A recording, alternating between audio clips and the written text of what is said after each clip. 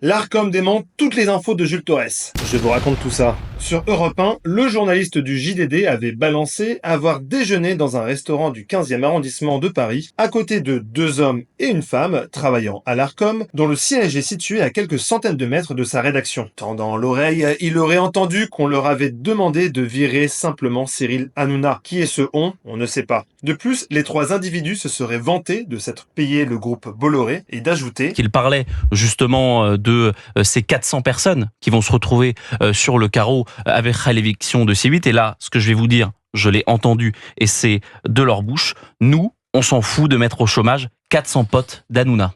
Face à ces accusations graves, l'Arcom a démenti fermement dans un communiqué. L'autorité a précisé qu'aucun membre du collège en fonction actuellement ou lors de la décision rendue publique le 12 décembre 2024 ne se trouvait dans le quartier mentionné. De plus, contrairement à ce qui a été indiqué à l'antenne d'Europe 1, le siège ne se situe plus dans ce quartier depuis le début du mois de janvier. L'Arcom a précisé qu'elle se réservait la possibilité d'engager toute démarche pour assurer sa protection et celle de ses agents. Enfin, concernant le fond de l'actuelle gronde, l'Arcom a rappelé que le non-renouvellement de C8 et Énergie 12 a été fondé sur un examen comparatif des 19 projets présentés, selon les critères définis par la loi, un examen qui a conduit à autoriser deux nouvelles chaînes. Donc, du côté de Jules Torres, ça sent le mytho!